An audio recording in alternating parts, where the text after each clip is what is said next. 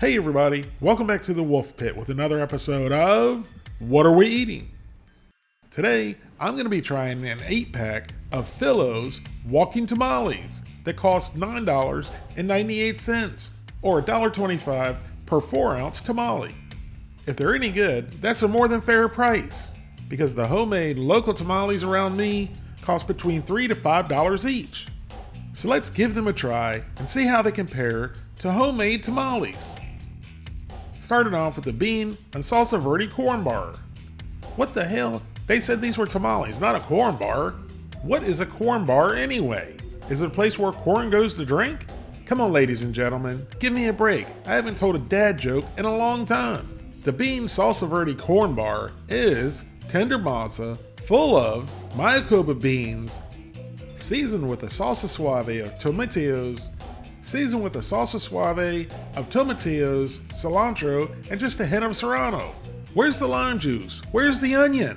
How do you make salsa verde without lime juice and onion in it? Here's the list of ingredients, and they're actually quite impressive, except, I gotta ask again, there's no mention of lime juice or onions, except for the onion powder, but that's not the same. But maybe in a commercial base, it is. If any of you, the people, have a salsa verde recipe you'd like to share, please share in the comments. And Scooter, just sit there and continue to be quiet. I know that I'm not pronouncing verde correctly, but I don't want to sound silly and try to pronounce words that I can't. Unfortunately, there's a lot of people out there that do so. And they sound silly, just like I would. Larry, I'm just sitting here listening and eating popcorn. Carry on, amigo.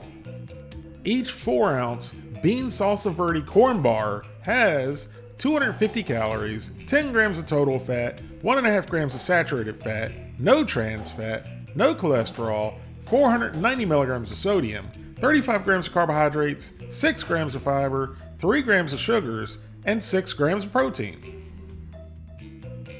So let's get our bean salsa verde corn bar out of the package, onto a plate, cut up, and into our old pie hole. Now you can eat these straight out of the package or heat them up for 25 seconds in the microwave. And good golly, Miss Molly, I wasn't expecting that. It looks like a pistachio pudding turd. But thankfully, it doesn't smell like a pistachio pudding turd. It actually smells pretty good.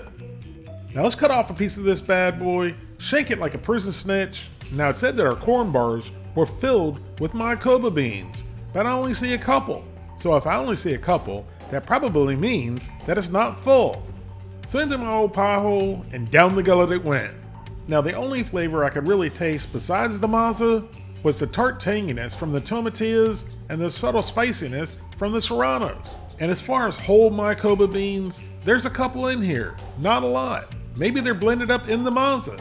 I tried it both right out of the box and one heated up, and there was really no difference. Like you've heard me say before, I don't mind paying a little bit extra for a quality product with quality ingredients. And the FILLO'S bean salsa verde corn bars are indeed a quality product with quality ingredients, but they're not that exciting or flavorful. That is by themselves. Maybe dip them in sauce, salsa, or hot sauce, and they'd be even better. But as they are, I'm giving them a 5 out of 10. Now let's try the FILLO'S Walking Tamales Bean Salsa Habanero Corn Bar, which consists of masa loaded with black beans and a salsa of habaneros and serranos. Again, where's the onions? Where's the garlic? Where's the cilantro? Here's the very simple list of ingredients. And there's the onion I spoke about. Here's the list of ingredients. And finally, there's the onion I was talking about. But still, where's the cilantro and garlic? Yes, Scooter, I see the garlic powder, but that's not the same thing. Oh, and I missed this on the first list of ingredients.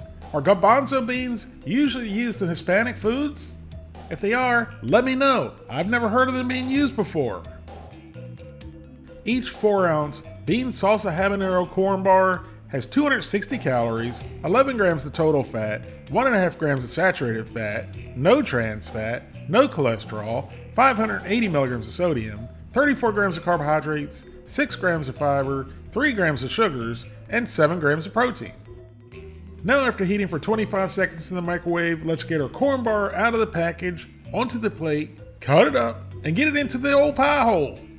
And one thing I did forget to mention in the previous corn bar was how moist they were. Even though I do see a little bit more in this tamale than the previous tamale, it's still not what I would consider loaded. So into the old pie hole and down the gullet it went. And again, not bad, but not great either. It was lacking flavor.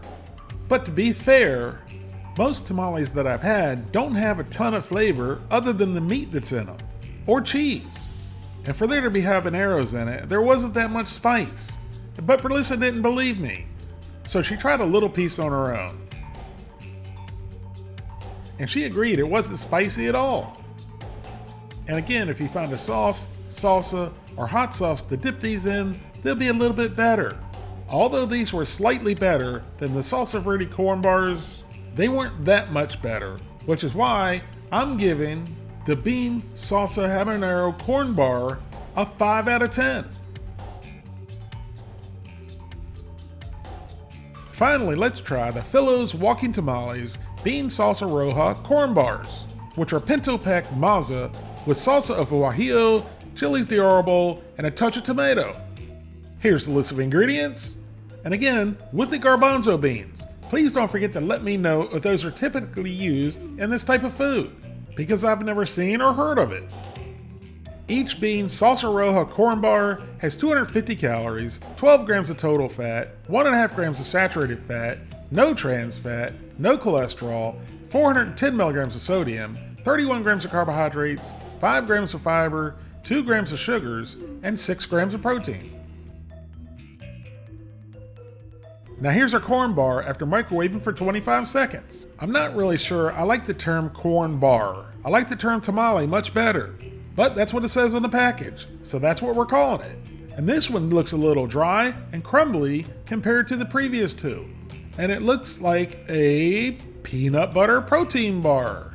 I mean, it literally looks like a peanut butter protein bar. Just look at it. Even though it looked like a peanut butter protein bar, we cut and shanked it anyway. So into the old pie hole and down the gullet it went. And did y'all notice there was no beans in this one? And it didn't have much flavor either. Where's the flavor? Where's the beans? And this one was missing on all cylinders. It was dry as well. Out of all three walking tamales, the bean salsa roja tamale had the least flavor and the least moisture. And that's why I'm giving it a 4 out of 10. Thank you all very much for watching. Please don't forget to like this video and subscribe, and I'll see you soon.